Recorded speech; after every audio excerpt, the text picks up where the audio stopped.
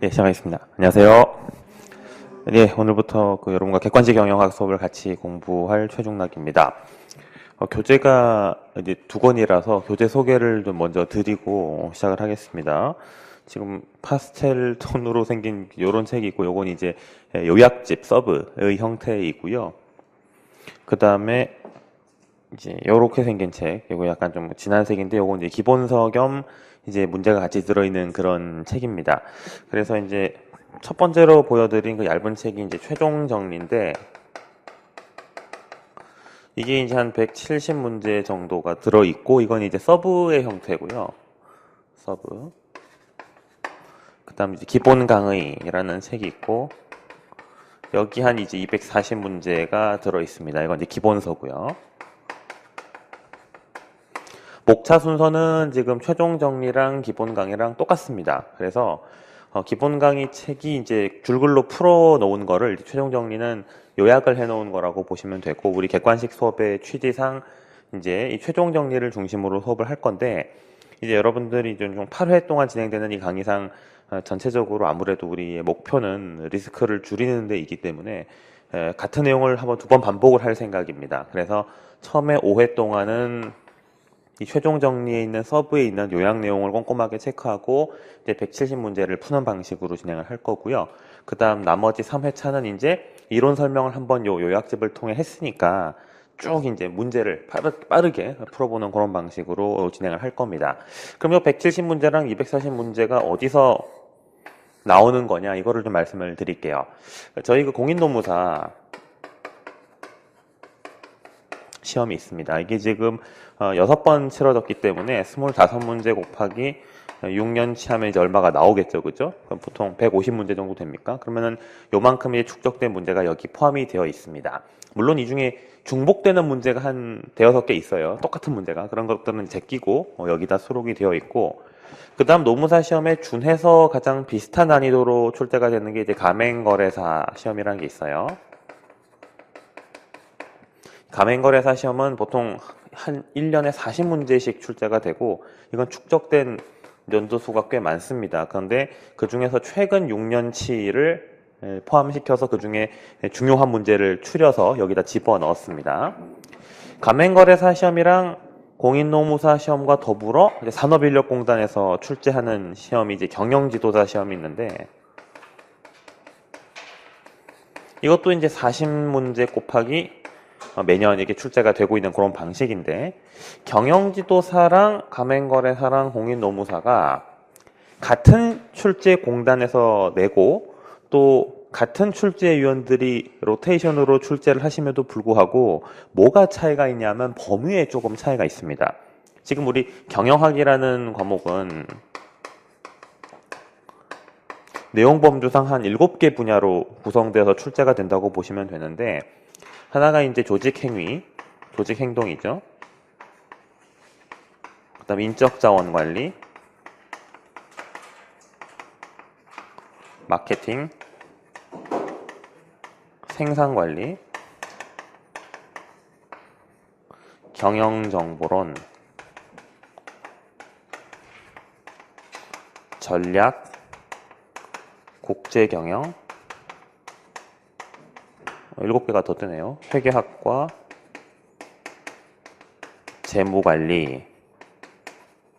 여기 이제 소위 그 경영학이라는 그 시험에서 포괄하고 있는 범위인데, 노무사 시험은 이게 다 나와요. 노무사 시험은 이 범위 전부 다 다루거든요. 그래서 경영학의 강론 과목들이 전부 다 과목당 한 2개, 3개 짜잘하게 이렇게 출제가 된다고 보시면 되고, 가맹거래사 시험 같은 경우는 이 마케팅이랑 회계학의 비중이 좀 특히 높아요. 시험의 특성상. 그래서 회계학 같은 경우는 상당히 깊게 들어가서 거의 뭐 CPA 수준 정도까지 공부를 해야 되는, 뭐 수준의 문제라기보다는 범위상 거의 회계사 시험에서 다루는 재무회계, 원가회계 전체 거의 다 시험에 나온다고 보시면 되고요. 지도사 시험에는 특이하게 회계학 개론이라는 과목이 별도로 있어요. 경영학 말고. 그래서 이 부분은 거의 안 나오고 주로 전반부, 그 중에서도 특히 이 조직행동, 인적자원관리, 그리고 국제경영 전략, 이런 분야에서 많이 나온다고 보시면 되니까 비중상 노무사 시험에서 여러분들이 주로 공부하셔야 되는 부분이랑 좀 많이 겹친다, 이렇게 생각을 하시면 될 것 같아요. 그러나 뭐 100% 범위가 똑같지 않기 때문에 결국 우리는 노무사 시험에 나왔던 내용을 기준으로 봐야 되는데, 산업인력공단 출제문은 아니지만 이 노무사 시험 공부하는데 참고가 될 수 있는 좋은 자료가 되는 게 이제 7급 공무원이에요. 7급 공무원 중에는 직렬이 굉장히 다양한 직렬들이 있는데, 그 중에 이제 감사직, 그러니까 감사원 시험이죠. 감사원 7급 공무원 시험 같은 경우는 20문제씩 매년 이제 출제가 되고 있고, 이게 이제 누적 문항이 꽤 됩니다. 이건 매년 출제가 됐기 때문에. 그래서 이 감사직 문제 같은 경우는 노무사 시험보단 조금 난이도가 높고요. 회계사 시험 같은 것보단 조금 쉽습니다. 다만 이 7급 공무원의 경우는 범위가 우리 노무사 시험이랑 굉장히 흡사하기 때문에 이 노무사 시험 준비하시는 분들이 또 요 문제 정도는 어려운 수준의 문제로서 풀어볼 만한 가치가 있어요. 그래서 지금 저희 교재 이번 객관식 강의에서 다루게 될 한 400여 문제는 요 4개 종류의 시험 중에서 겹치는 문제가 상당히 많거든요. 중복되는 문제 다 제하고 한 400개 정도를 다룬다, 이렇게 우리가 생각하시면 되겠고요. 최근 6년 정도의 문제 범위를 가지고 제가 추려서 교재를 만들었다, 이렇게 보시면 되겠습니다. 그래서 통상적으로 우리가 이제 1차 시험을 준비할 때 이거를 다 봐야 되는데, 노무사 시험의 경우는 전략적으로 조금 접근을 할 수가 있는 게, 조직, 행동, 인적 자원 관리 이 두 개를 합치면 보통 8개에서 10문제 정도가 해결이 돼요. 25문제 중에서. 그러니까 100% 인사 경조에 해당되는 거죠. 2차 시험에. 인사 경조에 해당되는 것만 공부한다고 합격이 보장되는 것은 아닙니다. 그러나 적어도 조직, 인적 자원 관리 이 두 가지를 완벽하게 마스터를 해내면은 반 정도 합격에 필요한 점수는 가져갈 수 있다는 거고요. 제가 볼 때 개인적으로 이 시기에서 여러분들이 좀 전략적으로 집중을 해야 되는 부분이 이 마케팅이랑 생산관리 이 부분입니다. 이 부분은 1차랑 전혀 겹치지 않습니다만 문제가 어렵게 전혀 나오지 않습니다. 어렵게 나오지 않는다는 말은 무슨 말이냐면, 지금 여타 종류의 국가시험이랑 비교해 봤을 때 가장 쉽게 나오는 겁니다, 이게. 그러니까 이 부분들은 수업을 그냥 한번 기본 강의만 들으면은, 이론 설명을 한번 들으면 그냥 무조건 맞추는 거예요. 아시겠죠? 그러니까 이 부분은 꼭 여러분들이 100% 건져야 되고요. 이 두 분야 합쳐서 적게 나올 때는 4문제, 많이 나올 때는 한 6문제 나올 수도 있어요. 그래서 이 부분을 우리가 좀 확실히 가져가야 되겠다, 이 생각. 전략과 국제경영은 문항수는 적어요. 거의 2문제 나오는데 이것도 난이도가 꽤 쉽게 출제가 됩니다. 그래서 저희가 지금 2차 시험이랑 겹치는 요거, 그 다음에 마케팅 생산, 전략 국제경영 요 정도를 해결하게 되면 합격에 필요한 득점은 가능합니다. 이제 남아있는 게 요거들이죠. 얘들은 문항수로 따지면은 경영정보가 2문제, 회계가 3문제, 재무가 3문제로 거의 고정되어 있어요. 그러니까 8문제니까 적은 문제는 아니에요. 근데 8개를 다 틀리는 사람은 없어요. 무슨 말씀인지 아시겠죠? 한 번으로 밀어도 이 중에 한 개는 맞기 때문에. 그래서 이거 같은 경우는 여러분들이 지금 소박하게 목표를 잡으시는 분들은 2개, 좀 반타작 하겠다 하시는 분들은 한 4개 정도를 생각을 하시고 정리를 하시면 되는 이유가, 지금 우리 수업을 통해서 해결될 수 있는 이론 문제가 한 절반이 되고 계산 문제가 한 절반이 들어가는데, 계산 같은 경우는 사실 우리 그 제한된 시간상 완벽하게 계산 문제를 100% 맞출 수 있을 수준까지 업시키는 게 쉽진 않아요. 그래서 이번 그 최종 정리 강의를 하는 이번 객관식 수업에서는 주로 이론적인 측면, 설명을 한번 들으면 말로 된 문제를 맞출 수 있는 수준으로 제가 정리를 해드리니까 이 강의를 충실히 따라오시면 우리가 합격에 필요한 100점 만점에 80점은 얻으실 수 있다, 이렇게 보시면 됩니다. 왜 80점이냐? 60점만 넘으면 합격인데 이게 지금 선택 과목이죠, 경영학이. 그러다 보니까 경제학이랑 난이도에 따른 표준화를 시킵니다. 경영학이 경제학보다 어렵기 때문에 조금 점수가 깎여요, 표준화를 시키면은. 그래서 그거를 감안해서 안정적으로 우리가 합격을 하려면 80점을 맞는 게 목표, 이렇게 생각하고 공부를 하시면 되겠습니다. 그래서 오늘부터 한 5시간 정도는 요 최종 정리 책을 가지고, 요약된 책을 가지고 내용 정리를 빠르게 하는 식으로 진행을 좀 해보죠.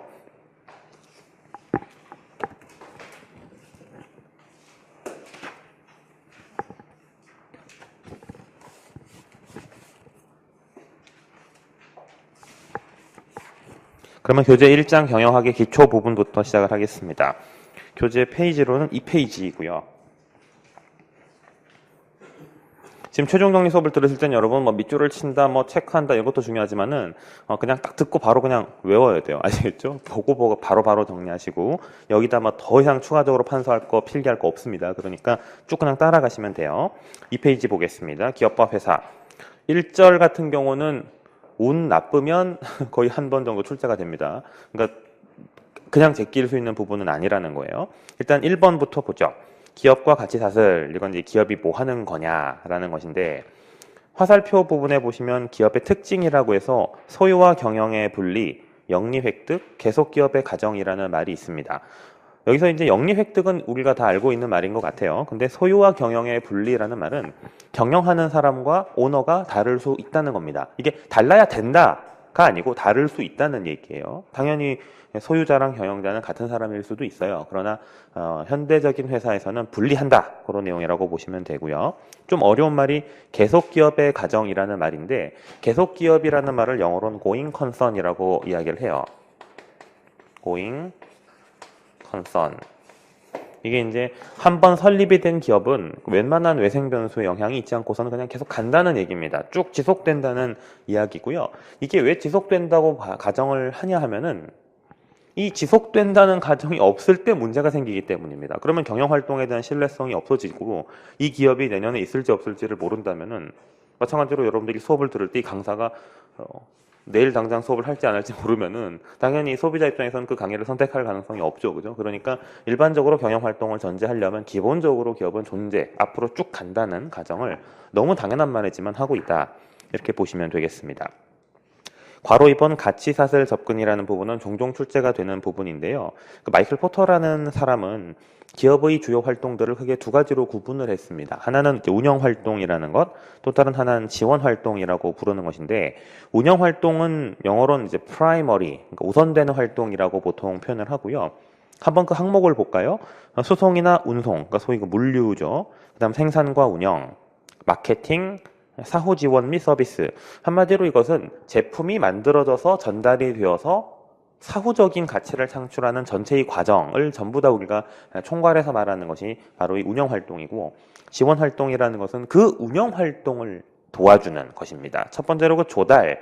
이 조달을 좀 체크해 주실 필요가 있는 게, 조달이라는 것은 위에서 설명드린 운영 활동의 그 물류라는 것과는 좀 다릅니다.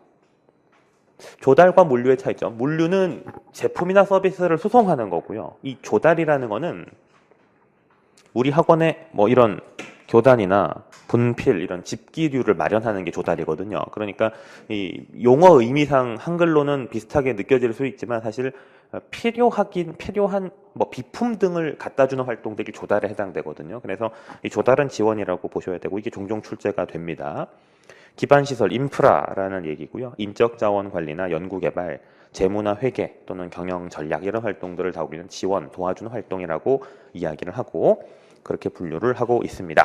통상적으로 운영 활동을 담당하는 직원을 라인, 지원 활동을 담당하는 직원을 스텝 이렇게 이야기를 하죠. 자, 이제 3번을 볼게요. 기업의 형태 부분입니다. 우리 노무사 시험에서도 최근에 한 2년 전인가 3년 전인가 나온 적이 있는 그런 부분인데요. 기업은 일반적으로 혼자 운영하는 개인기업과 여러 사람이 같이 공동으로 운영하는 이 공동기업이라는 것으로 구분이 되는데, 이 공동기업이라는 게 이제 상법상의 개념이거든요. 그래서 우리 현행 상법에서 규정하고 있는 기업의 그 종류를 쭉 한번 제가 여기 나열을 해 놓은 거예요. 한명회사, 합자회사, 유한회사, 유한책임회사, 그 다음 주식회사 이렇게 종류가 구분이 되어 있는데, 그 중에 이제 제일 헷갈리는 게 이름이 비슷한 한명이랑 합자회사라는 겁니다. 한명이라는 거는 그 합할 합자의 이름 명자, 그러니까 2명 이상의 이름을 합쳤다는 것인데, 여기서 괄호 안에 제가 무한책임사원이라고 적어놨고요. 무한책임사원, 회사가 있잖아요. 회사가 있으면 회사를 구성하고 있는 사람을 우리는 이제 사원이라고 하는데, 이 사원은 종류가 두 종류가 있다고요. 무한책임과 유한책임. 무한책임과 유한책임의 차이. 유한책임은 한도 내의 책임을 진다는 건데, 무슨 책임을 지냐는 거면 회사가 망했을 때 회사 설립에 필요한 자금을 경영자가 100% 조달했을 수도 있지만 은행에서 차입을 했을 수도 있잖아요. 그럼 그걸 누가 갚아야 되느냐 하는 차원에서 무한책임 사원은 이제 언리미티드하게 갚아 나가야 되는 사람인 거고, 유한책임 사원은 자기가 지고 있는 범위가 정해져 있는 거예요, 법적으로. 또는 뭐 출자한 금액 범위 내에서라고 정해져 있는 건데 지금 이 한명 회사는 그러한 제한이 없는 사람들로 결합된 회사를 한명이라고 부르고 보통 두 명이 동업을 하는 경우가 이런 경우라고 보시면 되고요. 합자 회사는 자본을 합쳤다고 해서 이제 유한과 무한을 합쳤다 이런 의미로 해석을 하셔야 돼요. 과거 우리 시험에서는 이게 나온 적이 있죠. 유한 책임 사원과 무한 책임 사원으로 구성된 회사가 뭐냐? 그러면 이건 합자라고 답을 체크하시면 되고요. 유한 회사와 유한 책임 회사와 주식 회사 요 세 가지는 전부 다 이제 책임이 정해져 있는 유한들로 구성된 것인데 유한 회사와 유한 책임 회사와 주식 회사는 이렇게 설명을 할 수가 있어요. 지금 유한 회사가 있고 주식 회사가 있고 중간에 이제 유한 책임 회사 비슷한 게 있다고 보시면 될 것 같고요. 유한 책임 회사는 2011년에 상법이 개정되면서 추가가 된 것이기 때문에 아마 경영학 시험에서는 잘 안 나올 거예요. 이건 뭐 상법에 최근 추가된 개념이기 때문에 얘를 제낀다고 한다면은 이렇게 갈수록 대규모예요. 그러니까 유한회사든 주식회사든 전부 다 이제 사원들이 다 책임이 유한되어 있다는 점에선 공통점이 있는데 얘는 좀 소수의 인원, 얘는 좀 다수의 인원으로 구성된다. 이렇게 그냥 이해를 하시면 됩니다. 이 두 가지를 구분하라는 문제는 우리 시험에서 나오질 않으니까 크게 걱정하지 않으셔도 될 것 같고요. 그 밑에 그 표를 보시면은 인적 회사와 물적 회사라는 구분이 있는데 보통 그 회사에 대해서 그 사람이 중요하냐 아니면 그 사람이 가지고 들어오는 자본 또는 시설이 중요하냐 이런 관점에서 인적 회사, 물적 회사로 통상 구분을 하고 있는데요. 우리가 알고 있는 대부분의 회사는 주식회사죠. 그죠? 주식회사의 경우는 경영자가 바뀌더라도 회사는 그대로 간단 말이에요. 왜냐하면 그거는 이미 설립된 법인이 매우 중요한 개념이니까. 그런데 한 명, 아까 말씀드린 뭐 두 명의 친구가 동업을 하기 시작했다. 근데 그 중에 한 명이 바뀌어버리면은 회사의 속성 자체가 바뀌어버리니까 결국 회사를 구분할 적에는 그 체제, 시스템이 중요한 회사가 이제 물적 회사고 사람이 중요한 회사가 이제 인적 회사로 통상 구분은 해요. 그래서 한 명 합자는 인적 회사에 가깝고 유한과 주식은 물적 회사에 가깝다. 이렇게 우리가 표현을 하고 있다. 이렇게 보시면 되겠습니다. 제일 중요한 건 괄호 3번 주식회사입니다. 요건 좀 별표를 쳐주시고요. 주식회사에 대해서 좀 자세하게 우리가 공부를 해줄 필요가 있어요. 굉장히 상식적인 이야기지만은 주주가 주식회사에서는 제일 중요한 어떤 사람이죠. 이 사람들이 돈을 주고 주식을 사니까. 그러면은 이러한 주주들이 막 이제 모여 있을 텐데 주주들의 총체, 이걸 이제 주주총회, 주총이라고 이야기를 하죠. 그럼 이것이 이제 주식회사의 최고 의결기관인 것이 맞는데 이거 보통 1년에 한 번 열리거든요. 그러니까 통상적으로는 이 주주들이 권한을 다른 사람에게 주는 거죠. 그래서 이사라는 사람들이 모여있는 이사회에서 주된 의사결정을 하게 되고 그래서 이제 이사회의 의장을 우리가 보통 영어로 체어맨이라고 이야기하고 그게 회장 뭐 이런 의미가 되는 거고요. 이 중에 이제 대표가 되는 이사, 이게 이제 대표이사죠. 통상적으로 우리가 뭐 사장 이렇게 부르는 사람들이 여기에 해당이 되는데 그렇다 보니까 지금 주주의 권한을 대표이사가 이제 위임을 받은 형태라고 이해를 하시면 될 것 같아요. 이러한 컨셉을 생각을 하시면서 이제 주식회사에 대한 몇 가지 그 세부 내용들을 검토해 보겠습니다. 주식회사 부분에 보시면 그 화살표 옆부분을 보죠. 자본의 증권화, 즉 주식을 발행해서 운영한다는 얘기고요. 주주는 유한 책임을 진다. 즉 자기 발행, 자기가 사들인 주식 범위 안에서 책임을 진다. 그 다음에 자유로운 주식의 양도가 가능하고 주총이라는 것이 있고 소유와 경영이 분리가 된다는 말은 소유는 누가? 주주가, 경영은 누가? 대표이사가 한다. 이런 얘기입니다. 3쪽에 보시면 표에 주식회사 주요 기관이라는 것이 나와 있습니다. 뭐 주총의 뜻, 이사회의 뜻 이런 것들이 언급이 되어 있는데 이사회 안에서는 그 세 번째 줄에 사회이사 하나 체크를 좀 해주시고요. 최근에는 회사 밖의 사회이사들을 많이 동원하고 있다 이런 얘기. 왜 사회이사를 데리고 있냐면은 경영활동을 제대로 감독하기 위해서라고 이해를 하시면 될 것 같고요. 그다음 감사 부분을 보시면은요. 감사라는 조직이 있는데 어느 회사든 감사가 있죠. 보통 뭐 공기업 감사 뭐 이런 뭐 인사 비리 뉴스에 막 나오고 하는데 그 감사라는 건 보통 제대로 업무가 진행되고 있는지를 감시 감독하는 사람이라는 의미인데 시험엔 가끔 뭐가 나오냐면은 이 감사가 상설기구냐 아니면은 임의적 기관이냐가 가끔 출제가 됩니다. 그래서 감사는 필수, 주식회사의 경우는 상설, 무조건 둬야 되는 기관이라는 것을 꼭 알고 계시면 될 것 같고요. 그 다음에 이제 5번 동그라미 그 기업 집중 부분을 보겠습니다. 05번.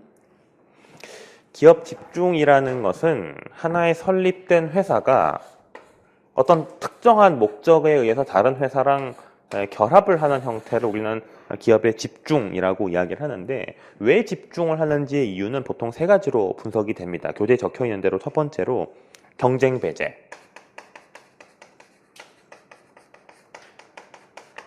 경쟁하기 싫은 거죠. 뭐 학원들끼리 경쟁하기 싫으면 그냥 합병하자 이런 얘기를 하는 거죠. 바로 그거고, 두 번째는 시너지를 낸다.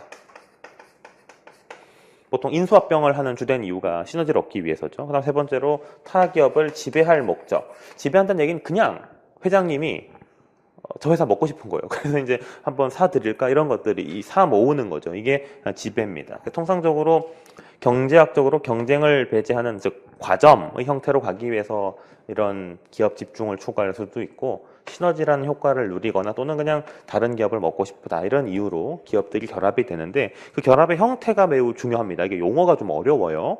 바로 2번을 보면은 첫 번째가 카르텔이라는 게 있고요. 요거는 소위 우리가 담합행위라고 하는 것들, 신사협정을 맺어서 우리 그냥 경쟁하지 말자. 학원별로 보면 수강료가 대부분 비슷하단 말이에요. 이런 것들이 다 절대 우리는 담합을 하지 않습니다. 그러나 이제 암묵적 담합이 이루어지는 거죠. 이런 것들이 카르텔이고요. 트러스트라는 것은 인수합병을 하는 형태라고 보시면 됩니다. 콘체른이라는 것은 수평 수직적 결합이라고 부르는데, 이 수직적 결합, 수평적 결합이라는 의미는 이런 거라고 보시면 돼요. 요건 좀 잠깐 지울게요.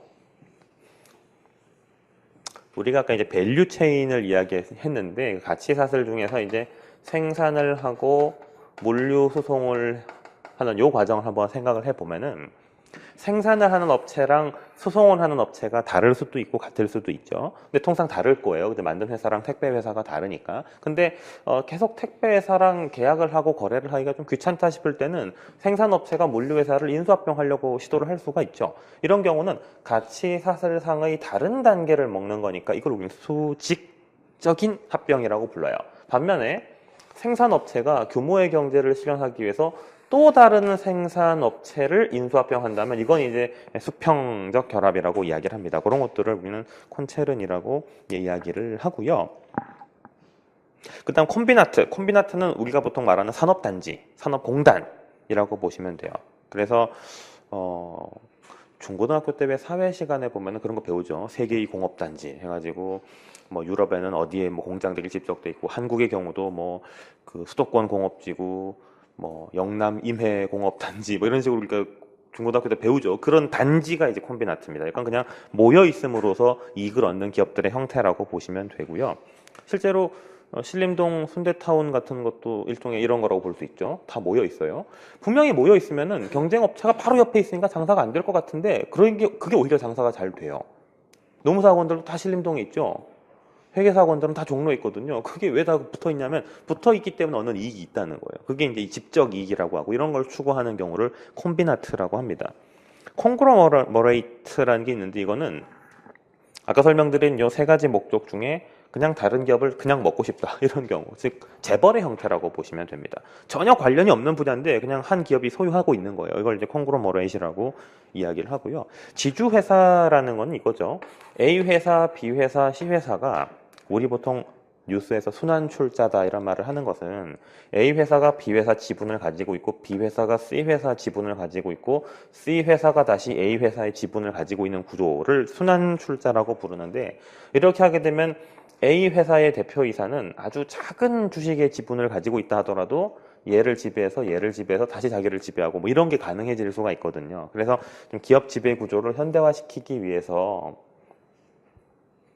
지주회사라는 것을 만들어서 얘가 이거를 지배하는 방식으로 바꾸고 이걸 없애버리는 거죠. 이렇게 가는 게 이제 지주회사인데, 지주회사라는 것은 그 컨셉상 이제 기업의 합병, 인수랑 직접적인 관련은 없습니다만, 큰 포맷으로 봤을 때 원래 달랐던 계열사들이 결합되는 형태라고 해서 여기서 같이 다루고 있다, 이렇게 이해를 하시면 될 것 같습니다. 지주회사 개념 설명드렸고요.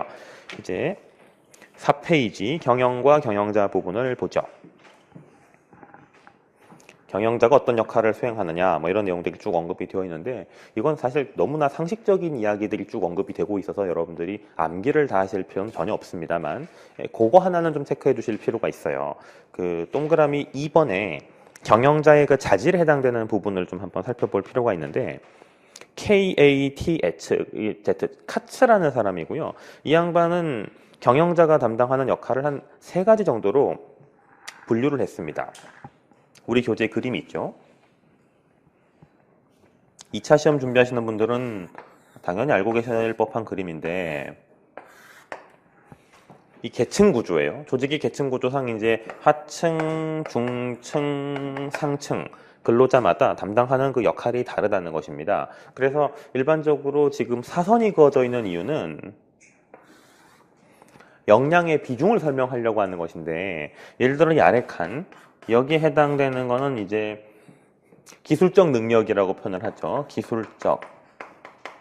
기술적이라는 말을 다른 말로는 뭐 전문적이라고도 표현을 하고 이건 해당 특정 분야에서의 지식과 기술을 의미합니다. 제가 경영학 강사, 즉 우리 큰 이 XX 단기로 이어지는 이 큰 학원 시스템의 말단에 있는 강사 입장에서는 당연히 제가 이 과목 강의를 잘 해야 됩니다. 그죠? 근데 제가 강의를 좀 잘 했어요. 강의를 잘해서 돈을 많이 벌었어요. 그래서 제가 이제 강의하기 싫다. 그래서 회사 지분을 좀 인수하고 싶은데 가지고 제가 상층으로 점점 올라가려고 하게 되면은 제가 이제 강의를 잘하는 것 말고 또 다른 능력이 필요한 거죠. 보통 중간 임원이 되려면은 여기 나오는 대인관계가 좋아야 되고 이걸 이제 의사소통 능력이라고도 표현을 하고요. 뭐 휴먼 스킬이라고 이야기를 하기도 하고요. 근데 이제 최고 경영자가 된다. 그러면은 제가 이제 뭐 학원을 차린다. 그러면 그때부터는 제가 뭘 해야 됩니까? 영업을 해야 되죠. 그때부터는. 그래서 위로 올라갈수록 보통 영업을 합니다. 여러분들 노무사분들도 합격하시고 법인 대표가 되면 영업을 해야 된다는 얘기를 많이 하는데 그 영업을 한다는 건 이제 불확실성으로 뛰어드는 거죠. 그래서 내가 판단을 하고 의사결정을 해야 돼요. 이걸 이제 의사결정이라고도 표현을 하고 이걸 개념 기술이라고도 표현을 해요. 개념적 기술, 컨셉추얼 스킬이라고 부르는데 이유는 없어요. 그냥 카츠라는 사람이 경영자가 수행하는 고도의 의사결정 기능을 그냥 컨셉추얼 스킬이라고 지가 영어로 이야기를 붙인 거예요. 그러니까 이게 왜 개념이죠? 라고 묻지는 마시고 이건 그냥 그 의미가 원래 그런 거예요. 그 사람이 그런 말을 했어요. 그래서 상층, 하층, 중층 갈수록 필요 역량이 좀 다르다는 것입니다. 셋 다 관리자의 중요한 덕목이기 때문에 세 가지 다 체크를 해두지만 사선 처리가 되어 있는 거는 각 계층으로 갈수록 예를 들어 의사결정 능력은 하층 의사결정자한테는 별 필요가 없고 중간에 조금 있고 상층 관리자한테 많이 필요하다는 의미로 이렇게 사선 처리가 되어 있다고 보시면 되겠습니다. 연습 문제를 한번 풀어보겠습니다. 5페이지 1번입니다. 가치사슬 분석에서 본원적 활동에 해당되지 않는 것은 했고요. 본원 활동은 물건을 만들어서 판매, 유통하는 작업을 포함한다고 했습니다. 1번의 구매. 구매라는 거는 원재료를 사들이는 작업을 보통 구매라고 이야기를 하고요. 영어로는 sourcing이라고 표현을 합니다. sourcing. S-O-U-R-C-I-N-G 또는 buying이라고도 표현을 하고요. 원재료를 구입하는 건데 그러면은 아까 제가 조달이라는 말을 했는데 조달과 이 소싱은 뭐가 다르느냐? 저희가 학원 강의를 할 때 필요한 집기류를 사들이는 거는 조달이고 이건 지원 활동입니다. 근데 저희 학원에 필요한 어떤 기초적인 자원, 이 학원의 경우는 자원이라는 게 딱히 없죠, 그죠?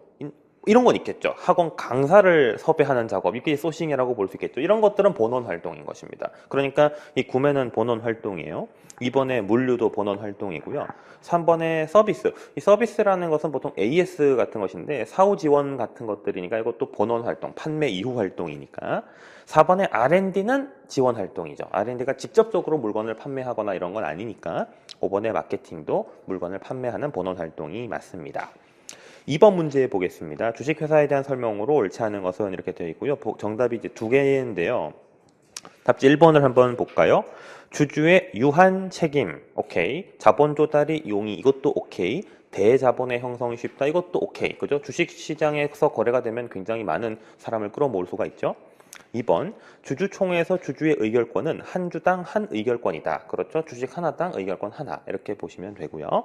3번, 이사는 주총에서 선임이 되며 최소 3인 이상이어야 되고 그 임기는 3년이다라고 돼 있는데 이건 약간 상법적인 문제인데 이사가 주총에서 선임된다 이건 오케이. 근데 그 뒤에 몇 명 이상이어야 되고 임기가 몇 년인지는 회사 내부 정관에 따라서 바뀔 수가 있어요. 이건 임의 자유로운 규정이기 때문에 그래서 3번은 틀렸고요. 4번, 감사는 임의기구가 아니고 제가 아까 필수 의무기구라고 했죠. 상설기구입니다. 그래서 4번도 틀렸고요. 5번, 기업 운영에 소요되는 자본의 조달과 경영 합리화를 위해서 형성된 자본적 기업이다. 즉, 이른바 물적 기업이라는 거니까 이거는 맞는 설명이 되겠습니다. 3번 문제 보겠습니다. 회사의 설립 및 운영에 대한 설명으로 옳지 않은 것은 1번, 합자는 유한과 무한 책임 사원의 두 종류 사원. 맞죠? 그죠? 2번, 한명은 두 사람 이상의 출자자 상호 간의 신뢰 관계를 중심으로 되며 무한 책임이다. 이런 얘기는 맞고요. 다음 페이지 3번. 주식회사는 출자자인 주주의 유한 책임 제도, 자본의 증권화 제도, 이거 맞는 설명이죠. 그죠?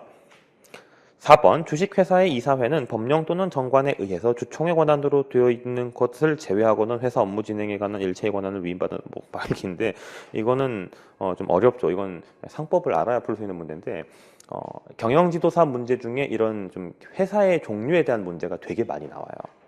왜냐하면 경영지도사는 그 목적이 경영 컨설팅이잖아요. 그러다 보니까 회사의 어떤 상법적인 측면에 대한 문제가 좀 종종 출제가 되기 때문에 이건 사실 제가 봤을 땐 노무사 시험 문제로서는 아마 안 나올 가능성이 큰데 그래도 혹시나 모르니 한번 제가 살펴보는 겁니다. 이 4번 답지가 왜 틀렸냐면은 거기 지금 중요 의사결정 권한에 대해서 쭉 언급이 쭉 나열이 되어 있는데 한번 읽어볼게요. 4번의 그 세 번째 줄. 이사와 감사의 선임이나 해임, 정관의 변경, 신주 발행 권한, 결정 이런 권한 등이 있는데 이런 것들은 주로 주총에서 최종적으로 컨펌을 받아야 되는 거고 이사회가 자의적으로 할 수 있는 문제가 아니에요. 그래서 지금 이 4번 같은 경우는 이사회의 권한을 너무 크게 해석을 하고 있어서 이게 좀 틀린 보기라고 되어 있고요. 그 다음에 구체적으로 말씀드리면 정관 변경 이 부분이 이제 문제가 되는 거죠. 그다음 5번 주식회사의 주주총회는 회사의 기본 조직과 경영에 대한 중요사항에 대해서 주주들의 총의를 표시 결정하는 최고의 상설 필수 기관이다. 해서 정답은 4번이 틀렸고요. 여러분들이 시험 전날 마지막으로 문제를 보실 때 이거는 안 보셔도 무방한 그런 문제입니다. 4번 보겠습니다. 지문의 길이가 짧으니까 좀 마음이 편해지죠. 주식회사에 대한 설명으로 적절치 않은 것은 1번 유한 책임, 2번 자본의 증권화, 3번 증권거래소를 통해서만, 4번 소유와 경영의 분리. 지금 느낌상 3번이 좀 약간 이상한데 증권거래소를 통해서만 거래된다고 돼 있는데 저희 주식 살 때 증권거래소 가서 거래하지 않죠. 그죠? 은행에서도 거래할 수 있고 어플로도 거래할 수 있고 그러니까 쉽게 사서 쉽게 망하고 뭐 이렇게 되는 건데 정답은 3번이 되겠습니다. 5번 하위 및 중간 경영차에 비해서 최고 경영자한테 많이 필요한 기술은 제가 아까 말씀드렸지만은 4번의 개념 기술이고요.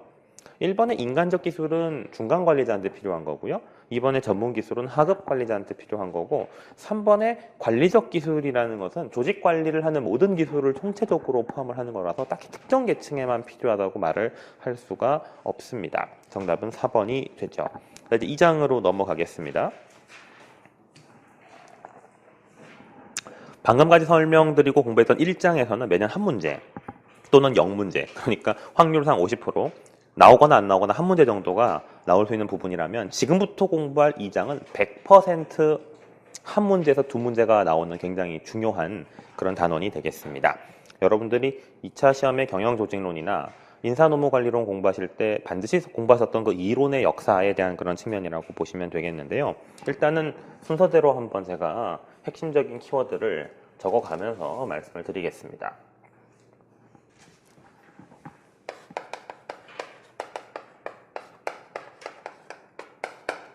일단 그 출발점, 고전이론이라고 우리가 부르는 것들인데 우리 교재의 순서대로 처음에 나오는 그 베버의 관료제가 있죠.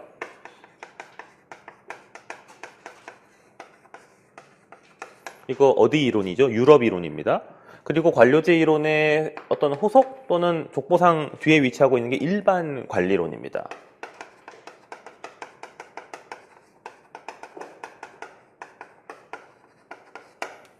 관료제 이론에 대해서는 깊이 있게 문제가 안 나옵니다. 너무 당연한 거라고 생각하셔서 그런 걸 수도 있고 또는 너무 옛날 이론이라서 그런 것도 있고요. 관료제 이론에서 여러분들이 딱 한 가지 주의하실 점이 있다면 관료제는 연공주의를 채택하지 않는다는 겁니다. 한국의 관료제는 당연히 연공서열 같은데요. 그건 한국식 관료제라서 그런 것이고 원래 관료제는 연공주의가 아니라 능력주의, 실적주의를 채택하고 있는 것입니다. 옛날에 그 9급 공무원 시험인가 7급 공무원 시험인가에 이런 문자 나온 적이 있습니다. 베버의 관료제에 대한 특징으로 옳지 않은 것은 해서 쭉 또 관료제 목적 전도 현상이 일어날 수 있다. 그리고 규정과 절차가 강조된다. 계층이 강조된다. 연공이 강조된다. 이렇게 되어 있으니까 정답이 없다. 이래가지고 학생분들이 막 문제 제기하려고 했어요. 근데 베버는 연공보다는 능력이 중요하다고 이야기했습니다.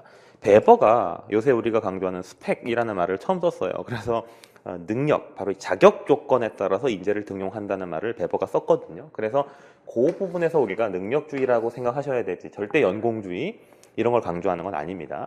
계층을 강조한다는 말과 연공을 강조한다는 말은 같지 않습니다. 계층은 조직에서 설정해 놓은 계급 서열인데 다만 우리나라는 계급 서열이 나이에 따라 가기 때문에 보통 연공을 중시한다고 생각할 뿐 베버는 그런 말을 한 적이 없어요. 자, 일반 관리론이라는 것은 계획, 조직화, 지휘, 조정, 통제. 2차까지 공부하시는 분들은 보통 요 목차는 외우실 거예요. 그죠? 그래서 planning, organizing, leading, 이거죠. 지휘가 이제 leading, coordinating, control 요 5개 POLCC 요 5개의 목차는 어느 정도 좀 기억을 하실 거예요. 그런데 가끔 낚시성 문제가 나와요. 페이올이 처음에 분류한 경영활동의 종류는 총 6가지입니다. 5개가 아니고 여기다가 추가되는 하나가 있는 것이 아니라 이러한 활동들이 6개가 있어요. 페이올은 총 6개의 기능을 이야기했어요. 그래서 재무 기능, 무슨 기능 하고 그 중에 하나를 이제 소위 관리 기능이라고 이야기했고 그 관리 기능의 5단계를 이렇게 분석을 한 것입니다. 그러니까 페이올에 대해서 2차 시험 준비할 때는 얘들은 몰라도 돼요. 이것만 알면 되는데 우리 1차 시험을 준비하기 위해서는 일단 페이올은 기업의 모든 기능을 6가지로 분류했고 그중 관리 기능에 특화된 목차가 요거다 라고 이야기했다는 것을 알고 계실 필요가 있습니다.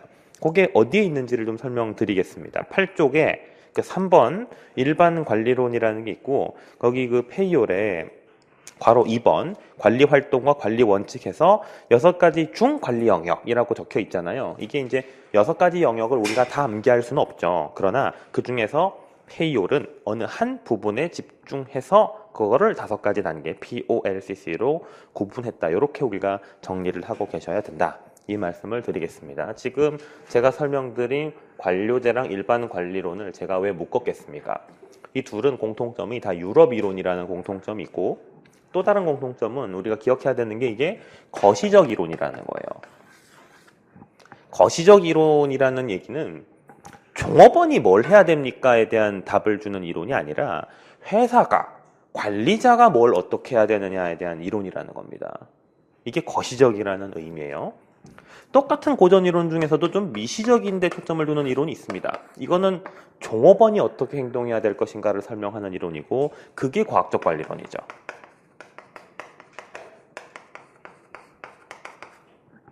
약간 여기서 불편함, 심리적인 불편함이 드시는 분이 계실 거예요.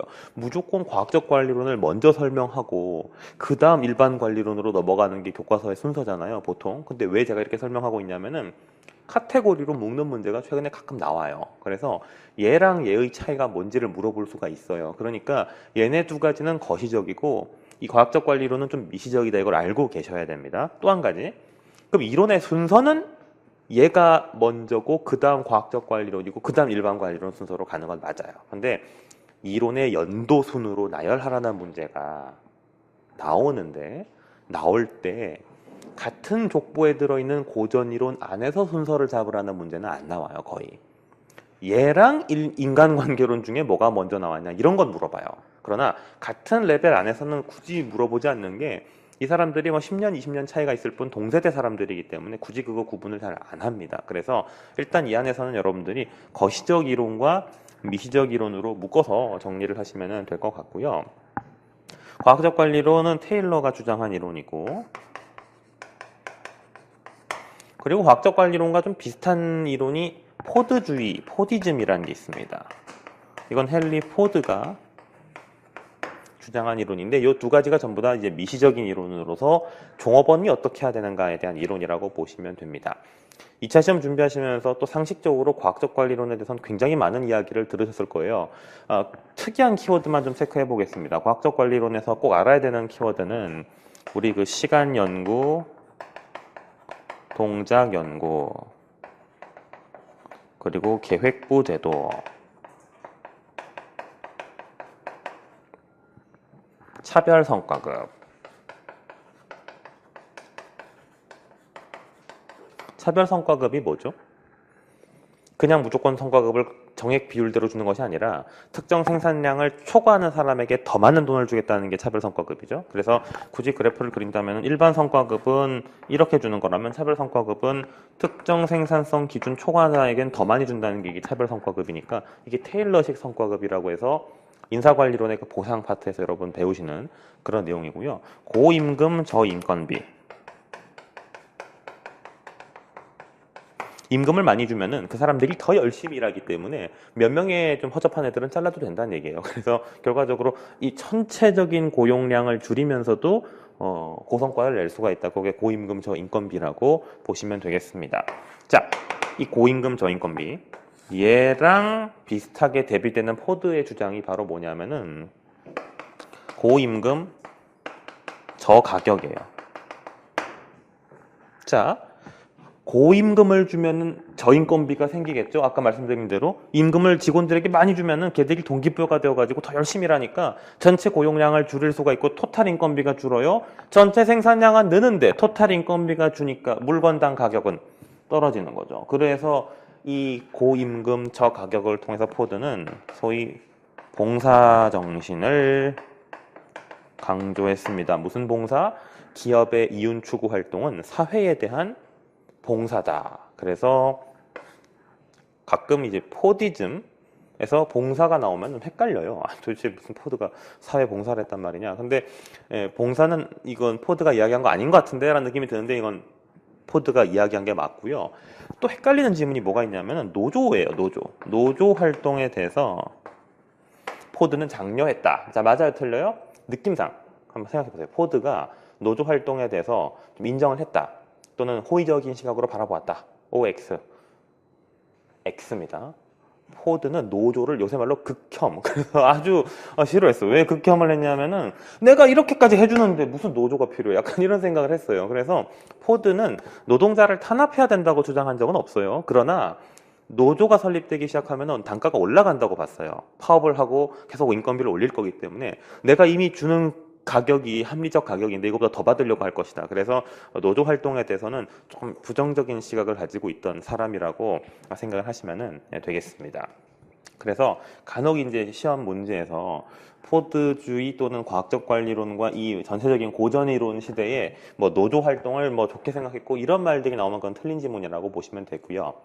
공부를 굉장히 깊게 하시는 분들은 과학적 관리론을 읽으시다가 그 테일러가 노사 협력을 강조했다라는 문구가 있다는 걸 아마 2차 시험 공부하시면서 보신 적이 있으실 거예요. 테일러가 노사 협력을 강조했다는 거는 노조 활동을 강조한 거가 아니고 가부장적인 노사관계 하에서 경영자가 자식처럼 너희들을 대해주니까 니들은 우리 경영자 말을 따라야 된다. 이런 의미의 협력인 것이지 적극적으로 권리를 주장하라는 그런 현대적인 노조 활동을 인정하는 건 아니에요. 그러니까 이것도 구분을 해서 어쨌든 노조에 대해서는 다 안 좋아한다. 이렇게 생각하시면 되겠죠. 당연히 100년 전 사람들이니까 그렇게 생각할 것이다. 라는 전제를 깔고 생각하시면 되겠고요. 9페이지입니다. 인간관계론을 좀 보겠습니다. 인간관계론의 경우는 이러한 그 과학적 관리론에 대한 반발로서 등장한 이론이 되겠죠. 그래서 괄호 1번의 기본 전제를 보시면은 사회적 인간관에 기반하여 인간의 심리적 요인에 초점을 두었다라고 되어 있고 경제적인 조건이 아니라 심리적, 사회적 조건을 중시했다는 그런 내용입니다. 과로 이번 호손 실험을 메이오가 실시했다고 되어 있고요. 4가지 실험에 대해서 세부 내용은 우리 1차 시험 범위에서는 아마 몰라도 될 것 같아요. 그러나 일단 실험을 4번 했다는 거, 한 10년에 걸쳐서 실험을 했고요. 그 다음에 이제 3번 특징을 보죠. 전문화와 분업의 역기능을 강조했다. 보통 우리가 이런 그래프를 그려요. 전문화의 정도, 이건 이제 분업이죠, 그죠? 그러면은 생산성이 얼마나 오르느냐? 일반적으로 전문화는 생산성에 긍정적 영향을 주는데 그게 임계치를 넘어서게 되면은 오히려 이게 떨어져요. 이게 이제 일반적인 전문화의 또는 분업의 역설이라고 부르는데 과학적 관리로는 이쪽에서 주장을 많이 하고 이런 관점에서 바라보는 거라면 인간관계로는 지나친 전문화는 오히려 종업원의 스트레스를 유발한다는 이쪽 관점에서 논의를 전개하는 거라고 보시면 되겠습니다. 따라서 그 다음 콤마 물리적 작업 조건에 대한 저평가, 즉 물리적인 주어져 있는 조건보다는 사람의 내면이 더 중요하다, 그런 이야기를 하는 것입니다. 비공식 조직의 중요성을 강조했다. 이거는 인간관계가 형성되는 것은 회사의 공식적인 팀도 있지만 그 안에서 입사 동기 또는 같이 출퇴근하는 지하철에서 만나는 사람, 이런 사람들 간의 관계가 좀 더 중요해질 수 있다는 그런 내용이고요. 따라서 민주적이고 참여적인, 즉 사람의 동기를 유발시키는 그런 조직관리 방식이 필요하다라고 이야기가 되어 있는 것입니다. 한계점을 보겠습니다. 조직 없는 인간.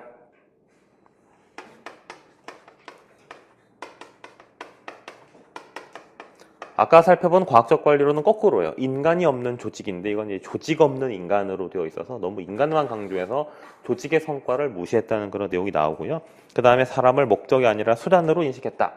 이게 좀 어려운 말인데 사람을 수단으로 인식한다는 말은 사람을 잘 대해주는 척 하는데 그게 결과적으로는 돈을 벌려는 목적하에서 실시하는 얘기 아니냐라는 거니까 사실 이 2가지 한계점이 좀 모순인 거죠. 조직 없는 인간이라는 거는 조직 성과를 생각 안 하고 인간만 중시한다고 비판을 실컷 하고, 아니야, 우리는 인간도 중시하지만 결국 돈을 벌려고 하는 거야. 아 그래? 그럼 니들은 돈 벌려고 하는 거네. 이런 식으로 또 이제 2번째 비판을 하는 거예요. 그러니까 약간 어쨌든 뭐 깔려고 작정하고 덤비는 거죠. 그래서 이제 2가지 비판을 받고 있습니다. 사회 체제론, 이거는 레슬리스 버거라는 사람이 그 메이오의 동료 교수고요. 2 사람 다 이제 하버드 교수예요. 그래서 이 사람들이 이제 같이 호손 실험을 실시했던 사람인데 어쨌든 뭐 세부 내용은 몰라도 되고요. 메이오랑 같이 이 인간관계론에 영향을 미쳤다, 이렇게 알고 넘어가시면 되겠습니다. 6번 행동과학 이론을 보겠습니다. 행동과학 이론 같은 경우는 지금 과학적 관리론이랑 인간관계론이 좀 어떻게 보면 대립 반대되는 주장을 하고 있으니까 야 이거 좀 통일을 시켜야 되는 거 아니냐, 그런 문제의식 하에서 인간 행동에 대한 과학적 지식의 축적을 도모한다. 이 과학적 지식의 축적이라는 것은 그럼 사람이 돈에 따라 움직이는 게 맞는지 아니면 인간관계에 따라 움직이는 게 맞는지 검증을 해보고자 한다는 것입니다. 검증은 어떻게 해요? 실험을 해야죠. 또는 기존에 존재해 놓은 이론들을 모아야 되겠죠. 그래서 바로 이번에 보시면 이 행동과학이라는 건 학제적이다. 즉 여러 학문 분야의 지식과 정보를 총합해서 모은다, 그런 내용이라고 이해하시면 되겠고요. 이를 다른 말로는 종합과학적 성격을 가진다라고 말을 합니다. 행동과학의 대표적인 학자는 지금 여기 맥그리거가 나와 있는 건 맥그리거만 행동과학자가 아니고요. 우리가 이제 나중에 배울 동기부여나 리더십의 모든 학자들이 사실은 이 학제적인 연구를 수행했던 사람들인데 그 중에 이제 뒤에서 설명이 안 되는 대표적인 사람이 이제 맥그리거니까 이 사람 한 명만 소개를 하는 것입니다. 맥그리거 XY론 인간관에 대해서는 여러분들이 잘 아시는 것처럼 맥그리거는 좀 사람을 안 좋게 보고 그러니 쪼아야 되고 뭐 이런 쪽이라면 Y론은 인간은 창의적이고 자유롭게 알아서 일을 할 수 있다, 이런 관점인데 옛날에 이런 시험이 나온 적이 있어요. Y론은 순자의 성악설과 관련이 있다, 이런 질문이 나온 적이 있는데 우리 그 고등학교 때 윤리를 안 배우신 분들은 처음 듣는 얘기일 수도 있어요. 맹자는 성선설, 순자는 성악설, 고자는 성무선악설, 뭐 이런 식으로 고등학교 때 배우죠, 그죠? 그 얘기인데 성선설의 관점을 취하고 있는 건 Y론이고요. 성악설의 관점을 취하고 있는 건 X인데 다만 맥그리거가 자기 책에 뭐 성선설 얘기하거나 이런 적은 없어요. 근데 이제 학자들이 끼워 맞추는 거예요. 해석을 해보니 가깝더라, 족보상. 그렇게 이야기가 나올 수 있으니까 참고로 알아두시면 되겠습니다. 자, 이제 10페이지 보겠습니다. 현대 경영 이론들이 쭉 언급이 되어 있는데 포인트가 되는 이론들 몇 가지만 좀 체크하고 넘어가겠습니다. 일단은 3번 시스템 이론이라는 것과 4번의 상황 이론이라는 것을 좀 중요하게 다루어 보겠습니다.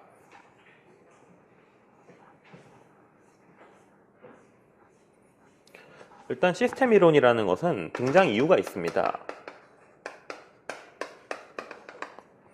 원래 이제 경영학의 각각의 분야들을 따로따로 연구를 했었는데, 그러니까 재무적인 측면, 마케팅의 측면, 인사의 측면 이런 것들을 따로따로 놓고 분석을 했었는데, 그러다 보니까 이게 좀 통일된 이론 체계가 아니지 않느냐라는 비판이 생겼던 거예요. 실제로 지금도 그래요.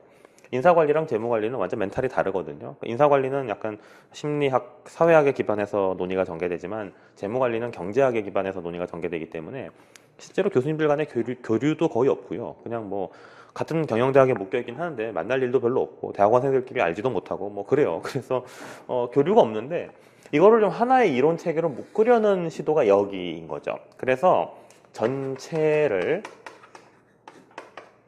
부분의 합으로 보는 관점, 이걸 이제 시스템이라고 정의를 하는 것입니다. 다만 이 부분이라는 것은 전체와 긴밀한 어떤 목적 관련성이 있어야 되겠죠.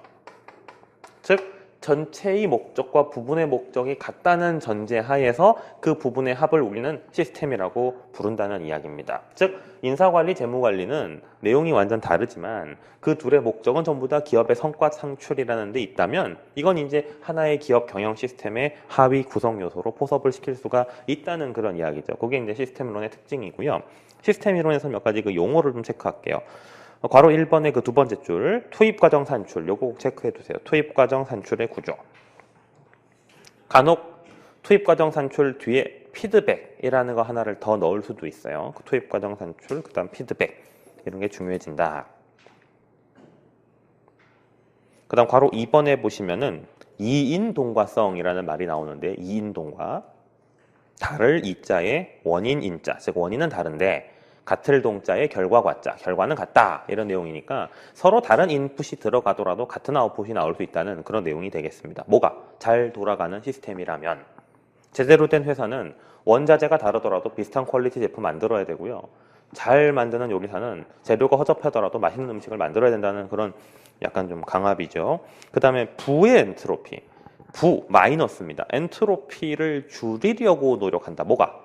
제대로 된 시스템이라면 엔트로피를 줄이려고 노력을 한다는 것인데, 보통 이 시스템 이론에서는 전체를 부분의 합으로 놓고 보니까 이 부분들의 합이 전체가 되는데, 이 안에서, 이 바운더리 안에서 완벽하게 자기들끼리 서로 교류를 해서 먹고 살 수 있는 폐쇄 시스템이라는 게 있는 반면에 외부로부터의 인풋이 필요한 게 이제 개방 시스템이라고 보는데, 만약 개방 시스템이라고 한다면은 폐쇄 시스템과는 달리 어떤 장점이 있느냐? 만약 외부와의 교류가 전혀 없어요. 그러면 내부에서 운영을 하다 보면은 뭔가 찌꺼기, 노폐물, 병폐 현상들이 생길 수가 있고, 이러한 것들을 폐쇄 시스템은 내부의 축적을 자꾸 해줄 수밖에 없으니까 멸망하겠죠, 어느 순간. 근데 개방 시스템은 인풋도 들어오고 얘들이 아웃풋도 내놓을 수 있기 때문에 이 아웃풋을 내놓는 과정에서 좋은 상품, 서비스도 내놓지만 좀 병리적 현상을 제거하는 방식으로 외부 환경을 활용할 수도 있다. 그래서 엔트로피를 줄일 수 있다. 그런 이야기를 합니다. 인체 시스템이 음식물을 섭취해서 대사 활동을 하고, 그럼 에너지가 이제 발생되고 뭐 이산화탄소가 발생하는데 그 이산화탄소를 저희가 내쉬잖아요. 그죠? 저희가 이산화탄소를 자꾸 내부적으로 축적하다 보면 죽죠. 배설을 하지 못해도 죽죠. 네, 저희 군대 입소했을 때 훈련소 동기 중에 한 명이 군대 화장실에 충격받아가지고 화장실을 못 가가지고 14일을 버티다가 병원에 실려간 적이 있어요. 지금도 제가 그 장면이 너무 생생하게 기억이 남는데, 1960, 70년대 지은 군대 시설에서 저희가 이제 입소를 했거든요. 그러다 보니 화장실이 약간 좀 좀 그래요. 그러니까 그냥 그 푸세식 화장실이라고 하죠. 예, 아마 모르시는 분들은 검색해 보시면 될 것 같고, 근데 굳이 검색하실 필요는 없는데, 그래서 그게 이제 너무 좀 지저분하다 보니까 화장실을 못 간 거야, 2주 동안. 그래서 이제 그 친구가 이제 폐쇄 시스템이 되다 보니까 노폐물을 방출을 못해서 이제 병원에 실려가서 이제 강제로 이제 방출시키는 작업을 했는데, 그게 이제 이거죠, 엔트로피죠. 엔트로피가 너무 많이 쌓이면 조직은 죽어요. 그러니까 강제로 빼준다는 게 이 엔트로피를 줄인다. 시험에 이게 나왔어요. 정적 엔트로피를 추구한다. 엔트로피가 뭔지 모르는 사람들은 그냥 그럴듯한 말이니까 그 정적 엔트로피 맞겠지 이러고 넘어가는데, 이게 부쩍 줄인다. 네거티브, 그래서 영어로 네겐트로피라고 보통 표현하거든요. 엔트로피 줄인다는 것입니다. 자, 이제 4번 상황이론을 보겠습니다. 상황이론은 극단적으로 표현하면은 그때그때 다르다는 얘기입니다. 이게 무슨 말이냐면은 아까 우리 설명드렸던 과학적 관리론, 인간관계론은 전부 다 유일 최선의 원칙이 있다는 걸 강조하는 이론들이에요. 과학적 관리론 주장한 테일러는 언제 어디서나 이렇게 과학적 관리해야 됩니다. 인간관계론 주장하는 메이오는 언제 어디서나 인간의 심리가 중요합니다 라고 이야기했는데, 사실은 그렇지 않죠, 그죠? 어떨 때는 돈이 중요하고 어떨 때는 인간관계가 중요할 때가 있고 그때그때 다르다. 이걸 우리는 상황이론이라고 부른다. 그렇게만 알고 계시면 됩니다. 원래는 여기까지만 공부하면 됐었습니다, 2년 전까지는. 그런데 논문사 시험이 이제 2차 시험에서 인사랑 경조를 다룬다는 걸 교수님들이 아시니까 2차 수준의 문제를 이제 내기 시작했습니다. 그게 바로 뭐냐면은 그 5번 최신 경영 이론에 나오는 뭐 자원 기반 관점이나 조직군 생태학 제도화 이론 이런 걸 이제 내시기 시작하는 거예요. 그래서 경조 선택하시지 않으신 분들이 좀 충격적으로 받아들일 수 있는 문제가 나왔는데, 간단한 그 핵심적인 내용을 설명드리겠습니다. 이제 최신 이론들 중에 출제되었던 문제를 좀 설명을 드려보면은요, 자원 의존 이론이라는 게 있습니다. 교재에 보시면 페퍼와 셀린직이라는 사람이 주장했다고 되어 있을 거예요. 페퍼와 셀린직. 이 자원 의존 이론이라는 것의 요지는 이렇습니다. 조직은 생존을 하기 위해서 환경으로부터 이 자원이라는 것의 공급을 꾸준히 받아야 되죠. 이 자원에 공급받는다는 걸 우리는 의존이라고 표현을 하는데, 이 의존은 환경을 갑, 조직을 을로 만들기 때문에 조직의 입장에서는 이 환경 의존성을 극복하기 위한 자체적인 노력을 할 수 있다고 보는 관점입니다. 지금 제가 설명드린 게 요지입니다. 조직이 환경으로부터의 자원 의존성을 줄이기 위해 자체적인 노력을 수행할 수 있다. 이게 자원 의존 이론의 핵심 내용입니다.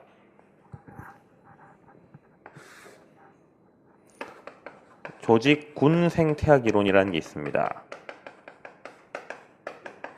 이것은 조직의 생존은 우리 회사의 의지로 결정되는 것이 아니라 환경의 선택이 중요하다는 관점입니다. 즉 조직의 생존 여부는 환경과 얼마나 잘 들어맞느냐에 따라서 결정되는 것이다. 만약 못 들어맞으면 나는 소멸되고 들어맞는 회사는 살게 되는 것이다. 이게 조직군 생태학입니다. 진화론에서 말하는 그 자연선택설과 비슷하다고 보시면 될 것 같아요. 기린이 목을 뻗어서 길어진 것이 아니라 긴 기린이 살아남았기 때문에 걔가 오늘날 기린이 된 거다라고 보는 것입니다. 적자생존이라는 말을 쓰죠. 적자생존. 약육강식의 적자생존의 논리라는 말을 TV 언론에서 하도 많이 떠드는데, 이거는 아주 무식한 소리인 거죠. 그죠? 공부 좀 하신 분들은 굉장히 무식한 소리라는 걸 아실 거예요. 약육강식의 적자생존이 아니라 그건 강자생존인 거고, 적자생존의 적은 fittest라는 얘기예요. survival of the fittest. 맞는 사람이 살아남는다는 얘기거든요. 그러니까 적자생존을 관용적으로 TV에서 자꾸 막 동물의 왕국 이런 거 얘기하면서 말이에요. 사자가 막 얼룩말을 잡아먹으면서 약육강식의 적자생존의 원리가 지배하고 있는 사바나에서는 막 이런 식으로 성우가 이야기하는데, 무식한 성우라고 막 공부하신 분들은 특히 제가 조직론 수업 들을 때 저희 교수님이 그러셨거든요. 무식한 놈들이 많다고 하셨는데, 적자생존은 들어맞는 게 중요하다는 얘기지 강자니 약자니가 중요한 게 아니에요. 내가 그 환경에 맞으면 사는 겁니다. 그게 이제 이 내용이라고 보시면 되겠습니다. 그 다음 이론을 좀 체크할게요. 거기 보시면은 4번 제도화 이론이라는 게 있고요. 제도화 이론이라는 말은 이렇게 생각하세요. 제도는 논리적으로 설명 안 되는 나머지는 다 제도예요.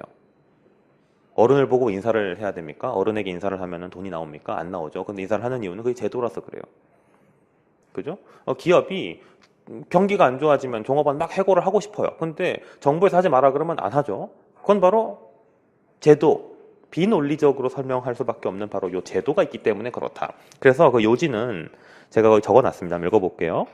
조직은 환경으로부터 그 존재의 정당성을 인정받을 때 비로소 생존이 가능하다.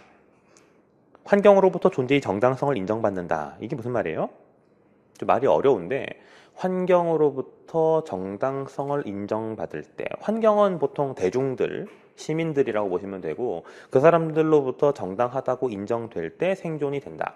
한 회사가 아무리 좋은 제품과 서비스를 만들었다 하더라도 갑질했다, 막 운전기사 보고 막 이상한 짓을 하라고 한다, 이렇게 언론에 나와버리면 그 회사 이미지 완전 망하는 거죠. 아무리 몽고간장이 맛있어도 회장님이 막 기사를 막 때리고 막 이러면 이제 뉴스 한번 타면 그냥 이미지 훅 가는 거죠. 그래서 이게 정당성이라는 거예요. 논리적이진 않지만 사람들에게 흔쾌히 받아들여질 수 있는 그 뭔가가 있어야 조직이 생존할 수 있다고 얘기입니다. 따라서 대중들에게 인정받으려고 노력을 하다 보니 대중들이 생각하는 게 똑같다면 기업의 행태도 똑같아진다는 겁니다. 그래서 두 번째 줄에 동형화, 비슷해지는 현상이 발생한다. 이걸 우리는 제도화 이론이라고 부릅니다. 다음 페이지에 나오는 거래비용 이론, 대리인 이론, 인적자본 이론 등등의 내용들은 혹시나 시험에 나올까 싶어서 제가 정리를 해놓은 거지 아직 저희 시험에 다뤄진 적은 없으니까 넘어가셔도 무방할 것 같고요. 10번 괄호에 있는 기업윤리, 요거는 좀 살펴볼 필요가 있을 것 같아요. 거기에 동그라미 2번과 3번 요거를 좀 강조해서 설명을 드리겠습니다.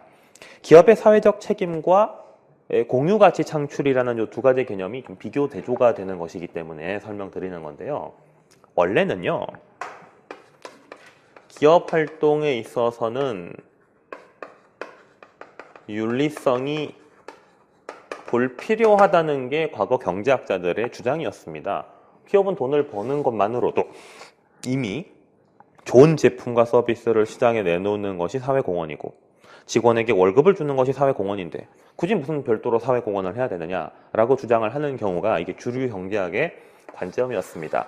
그러나 어느 순간부터는 소위 그 CSR이라는 관점이 좀 부각이 된 거죠. 이게 이제 기업의 사회적 책임이고,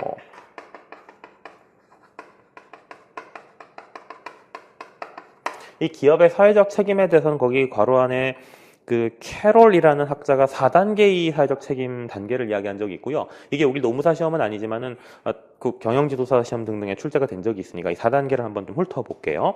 지금 경제적인 책임, 그 다음에 법적, 윤리적, 자선적이라고 돼 있죠. 법적, 윤리적, 자선적. 이건 전부 다 책임의 레벨을 이야기하는 건데 경제적 책임이라는 것은 방금 위에서 설명드린 이거예요. 기업이 좋은 제품과 서비스를 내놓고 직원에게 월급을 제대로 주기만 하면 된다는 거예요. 아주 소극적인 의미의 사회적 책임을 다하는 거고요.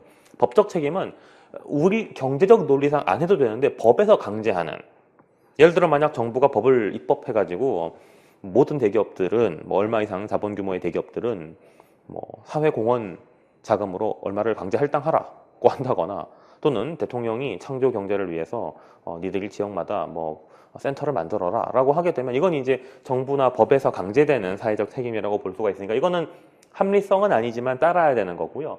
윤리적 책임이라는 거는 도의상 누가 하라고 한 건 아닌데 도의상 왠지 해야 될 것 같은 거예요. 예를 들어 막 전 국민을 가슴 아프게 만드는 어떤 대형 사고가 발생한다. 그러면은 기업들이 이제 돈을 좀 내는 경우가 있죠. 그거는 두 가지 심리가 있는 거죠. 아픔을 나눈다는, 함께하는 기업이라는 인식을 심어주자. 둘째, 그래서 기업 이미지를 바꾸어서 나중에 우리 매출에 좀 도움을 주자. 약간 이런 심리가 다 들어있는 것이죠. 이런 건 이제 윤리적인 봉사활동 같은 걸 하는 그런 거라고 보시면 되고요. 자선이라는 건 이제 시키지 않아도 자발적으로 지가 알아서 뭔가 사람들을 도와줄 만한 걸 찾아 나간다는 아주 궁극적인 단계의 사회적 책임이라고 보시면 되겠습니다. 요거를 이제 캐롤이라는 학자가 4가지 단계로 구분했다는 그런 내용이고요. 최근에 CSR을 한 단계 더 발전시킨 게 CSV입니다.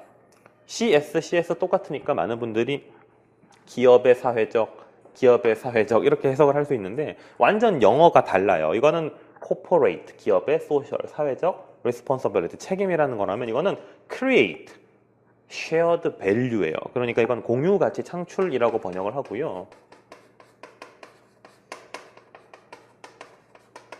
미국의 마이클 포터 있죠.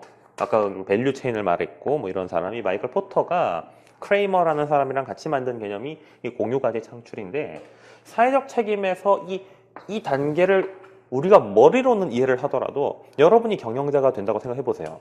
당장 합격하시고 한 대여섯 분의 뜻이 맞는 노무사분들이랑 노무법인을 만들었어요. 노무법인 만들었는데 갑자기 단체들에서 돈 좀 내놓으라. 니네들 수익이 얼마를 좀 기부해라. 이렇게 말하면 기분 좋게 받아들일 사람 별로 없어요. 근데 어떻게 이 돈을 벌었는데 돈을 내놓으란 말이야. 이런 식으로 생각을 할 수가 있거든요. 그런데 이 공유가치 창출은 그러한 기업가들의 거부감을 잘 건드리는 용어예요. 자, 공유. 누구랑 누구가 공유하느냐? 사회와 기업이 공유할 수 있는 밸류를 만들 수 있다는 얘기입니다. 다시 말하면은 기업의 입장에서 경제적 이윤 추구 활동을 하면서 사회적으로 가치가 있는 뭔가를 할 수도 있다는 게 공유가치 창출의 개념입니다. 그러니까 포터에 따르면 기업이 신사업 성장 동력을 찾아 나갈 때 이제는 뭐가 돈이 되지? 어디에 투자를 해야 돈이 되지? 이거 생각하지 말고 투자해야 돈이 되는 동시에 사회적으로 이미지 개선을 할 수 있는 사업을 동시에 생각해서 만들어낼 수가 있다는 거예요. 그런 거를 우리가 요새 뭐 사회적 기업 이런 말들로 많이 표현을 하는데 한국은 이제 사회적 기업이 초창기 단계라서 아직까지는 비영리 단체들에서 주로 많이 하고 있는 추세지만 미국의 경우는 이미 이 사회적 기업, 그러니까 제3의 기업의 형태라고 부르는 이 사회적 기업들이 신규 등록되는 법인의 상당한 퍼센테이지를 차지하고 있어요. 그래서 저희 대학원 때 박사과정 지금 유학가 있는 선배 한 분이 이제 박사 논문을 이쪽으로 쓰고 있거든요. 그래서 왜 이쪽으로 쓰게 됐느냐 했더니 미국에선 이미 이게 보편화되고 있대요. 이런 것들이. 그러니까 등록된 회사 중에 상당수가 원래 주식회사고 우리나라도 그렇고 미국은 당연히 그랬는데 지금은 매년 신규로 등록하는 회사 법인들 중에서 주식회사보다 이쪽 사회적 기업들의 수가 더 많대요. 그러니까 주식회사의 포맷이 아닌 새로운 형태의 기업이라는 거죠. 그래서 이제 그런 이야기를 하더라고요. 미국에서는 이미 좀 보편화되고 있다고. 그래서 그분이 이제 논문을 어떻게 썼는지 제가 좀 궁금한데 어쨌든 그런 내용들이 요 내용이라고 보시면 되겠습니다. 자, 이걸 참고해 가시면서 문제 풀어보죠. 1번 테일러 과학적 관리의 특징으로 옳지 않은 것은 했습니다. 지금 과업에 대한 관리다. 작업의 표를 만든다. 성과를 차별적으로 준다. 기능식, 그러니까 분업을 한다. 이건 다 맞는 말이고요. 5번의 컨베이어 벨트 시스템은 포드가 만든 어떤 독점적 용어라고 보시면 됩니다. 그래서 컨베이어 시스템은 포드 시스템, 포디즘의 핵심이라고 우리가 이해를 하시면 됩니다. 이건 암기사항입니다. 다음 2번 문제입니다.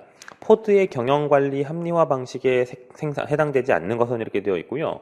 딱 보니까 제가 아까 말씀드린 그 노조가 여기 나와 있죠. 노조는 아니에요. 노조는 아니다라고 보시면 될 것 같고요. 2번의 컨베이어는 반복돼서 나오는 거고요. 3번의 표준화와 4번의 규격화의 차이는 표준화는 똑같이 만든다는 거고요. 규격이라는 거는 그 크기나 무게를 정해 놓는다는 겁니다. 그래서 이런 것들을 정해 놓으면은 읽으시면서 여러분들이 아니 그럼 안 정해 놓는 경우도 있나? 포드 이전에는 안 정했어요.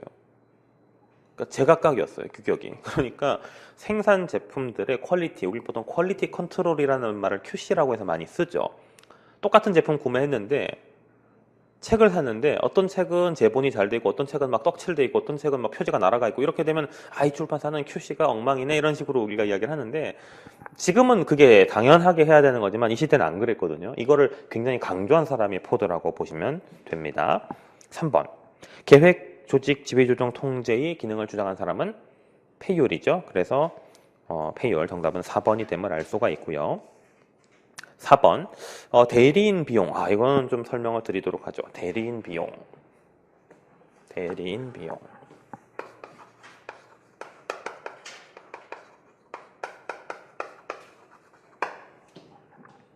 갑이 지가 해야 될 일을 을에게 시켜요.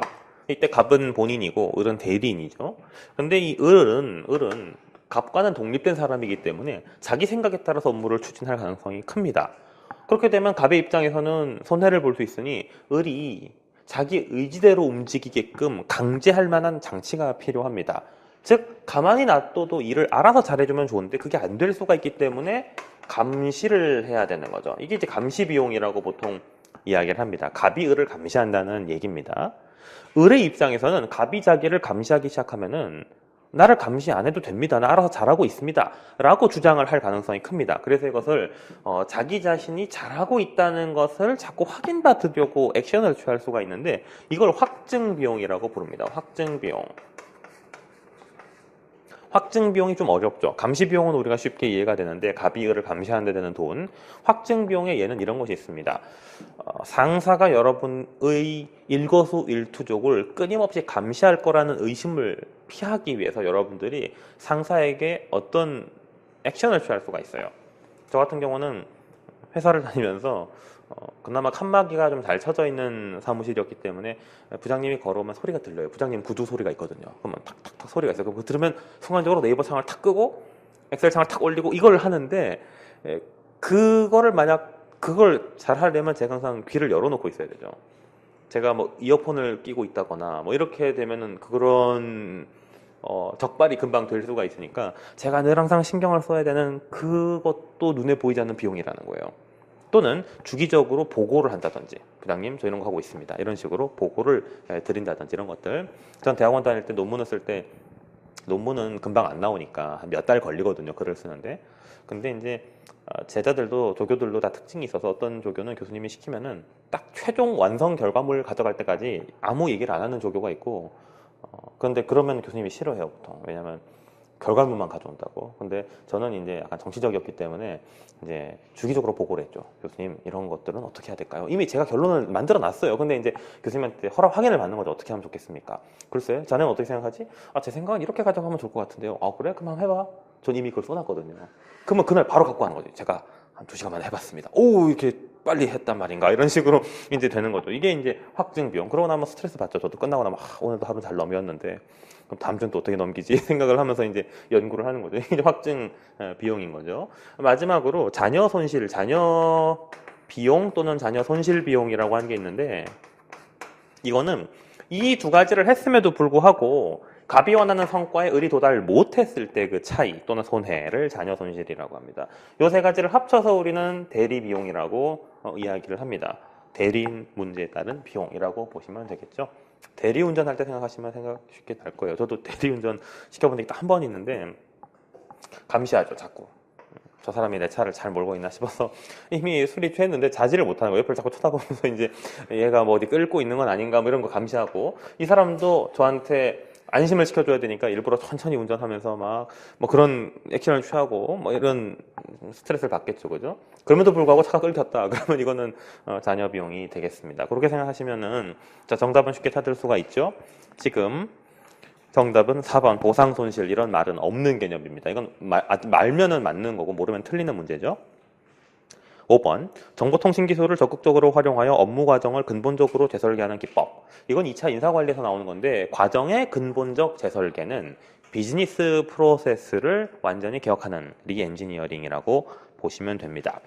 1번, 3번, 4번, 5번은 우리가 끝까지 경영학을 공부하다 보면 나오게 되는 개념이 되겠습니다. 다음 페이지 보죠.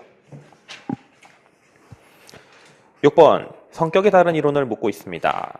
지금 우리가 좀 이따 공부할 동기부여 이론들이 막 나와 있죠. 그죠? 욕구단계론, 이요인 이론, XY 이론, 관료제 조직론, 성속, 미성속 이론. 지금 공부 안 한 이론이 성속, 미성속 이론이라는 게 있는데요. 성숙, 미성숙은 X, Y랑 거의 똑같은 이론이라고 보시면 돼요. 사람은 원래 미성숙한데 상사와 조직 시스템의 교육 훈련을 통해서 성숙해진다는 그런 관점이거든요. 그래서 X, Y론과 비슷한 논지의 이론입니다. 지금 딱 보시면 여러분 욕구 단계와 이요인은 확실히 동기부여 이론이죠. 근데 XY론이 동기부여 이론인가? 맞아요.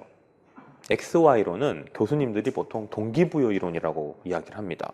그렇다면 XY론과 논의가 비슷한 성속, 미성속도 동기부여 이론이 되겠죠. 그죠? 그럼 남는 건 뭐예요? 4번의 관료제. 이거는 동기부여랑 아무 상관이 없는 이론이라고 해서 얘만 정답이 되는 것입니다. 7번입니다. 옳지 않은 것은 이렇게 물어봤고요. 이거는 특정한 학자 한 명의 이론을 암기하느냐의 문제인데 1번의 페이올은 어쩌고저쩌고 6대 기능 맞죠? 그죠? 페이올은 6가지 제시했다고 제가 말씀을 드렸고요. 2번의 사이먼은 관리인 가설이라고 되어 있는데 관리인 밑줄 좀 쳐주시고, 관리인이라는 게 뭐냐면 제한된 합리성을 이야기하는 거예요. 관리인 이퀄 제한된 합리성. 관리인은 제한된 합리성. 그렇게 체크하시면 됩니다. 그러니까 맞는 말이에요. 3번. 버나드가 제약된 합리성 이야기했다. 제한된 합리성, 제약된 합리성은 누구? 사이먼의 독점적 단어이니까 버나드를 여기다 끼워 맞추는 건 옳지 않고요. 오히려 버나드에 대한 이야기는 협동 체계론 또는 조직의 균형론이라는 단어가 나와야 이게 버나드에 대한 주장입니다. 협동 체계나 조직의 균형. 협동 체계, 노사 협동해야 된다. 노사가 잘 해야 된다는 이야기고요. 조직 균형이라는 말은 종업원의 예상과 회사의 보상이 균형을 이뤄야 종업원들이 회사를 열심히 다닌다는 거고, 이건 전부 다 버나드의 주장입니다. 그래서 버나드와 사이먼은 동시대 사람이고 같은 학파에 소속된 사람인 건 맞아요. 그러나 세부적인 키워드가 좀 다릅니다. 사이먼은 의사결정에서의 제한된 합리성을 강조했다면 버나드는 조직은 협동 시스템이고 그 내부적 균형이 맞아야 존속된다고 이야기했다는 관점, 요거 차이를 기억해 주시면 되겠습니다. 따라서 정답은 3번이 되고요. 마지막 8번 문제 보겠습니다. 설명으로 옳은 것은 했습니다. 이게 소위 최근에 출제가 됐던 좀 어려운 문제인데, 폐쇄 합리적, 폐쇄 사회적, 개방 합리적, 시스템적, 개방 사회적 어렵죠. 이 어려운 문제를 풀 수 있는 도구를 제가 제시해 드리겠습니다.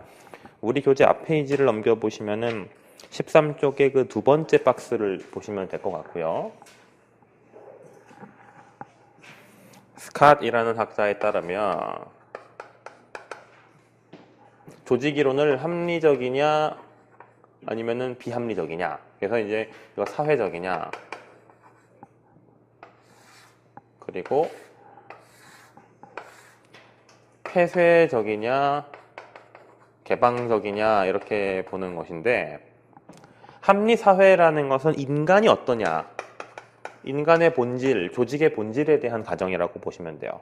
사람이 합리적이다, 경제적 이해관계를 중시한다, 아니면 사람 간의 관계, 비이성적인 측면을 중시한다.